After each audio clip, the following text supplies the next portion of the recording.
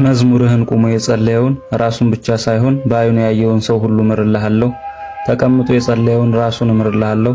ከክፉ ነገር የሚጠብቁት ቅዱሳን መላእክትን እልክለታለሁ ብሎ አምላካችን ቃል ኪዳንን የሰጠው በጸሎቱና በልመናው እስከ ሺህ ዘመናት ድረስ ለእስራኤል ምሕረትን ያሰጠ ከመዝሙሩ ጣዕም የተነሳ በምድር ያሉ ቅዱሳንና በሰማይ ያሉ መላእክት በእርሱ መዝሙር አምላካቸውን እያመሰገኑ ሰማያዊ ክብርን የሚቀበሉበት በአምላክ ልብ የሚታሰበውን ወይም የአምላክን ፈቃድ ማወቅ ስለቻለ ከቅዱሳን ማንም ባልተጠራበት መጠሪያ ልበ አምላክ ተብሎ መጠራትን የቻለ ከመንፈስ ቅዱስ በሚሰጡ በሰባቱ ሀብታት የከበረ ፍጹም በሆነ ንስሐው እስከ ዘላለም ድረስ ለሚነሳው ትውልድ ትምህርት ሰጪ የሆነ ለስም አጠራሩ ክብር ምስጋና ይድረሰውና ጌታችንና አምላካችን መድኃኒታችን ኢየሱስ ክርስቶስ ከዘሩ የተገኘለት ለስም አጠራሯ ክብር ይግባትና እመቤታችን ወላዲተ አምላክ ቅድስት ድንግል ማርያም ከዘሩ የተገኘችለት ሊቀ መዘምራን ርዕሰ መዘምራን ልበ አምላክ ቅዱስ ዳዊት ወር በገባ በ23ኛው ቀን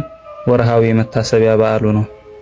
የእስራኤሉ ንጉሥ ልበ አምላክ ቅዱስ ዳዊት ሀብተ ትንቢት የመናገር ጸጋ፣ ሀብተ ፈውስ የታመሙትን የመፈወስ ጸጋ፣ ሀብተ መዊ እንደ ጎልያድ ያሉ ኃያላንን በጠጠር የማሸነፍ ጸጋ፣ ሀብተ መዝሙር ወይም ሀብተ በገና በበገና እየዘመሩ አምላክን የማመስገን ጸጋ፣ ሀብተ መንግስት ከዳን እስከ ቤርሳቤህ በእስራኤል ላይ ነግሶ የማስተዳደር ጸጋ፣ ሀብተ ክህነት በስብሃተ ክህነት የማመስገን ጸጋ፣ ሀብተ ኃይል አንበሳንና ድብን በጡጫ መጥቶ መግደል የሚያስችል ኃይለ ጸጋ የተሰጡት ንጉሥ ነው።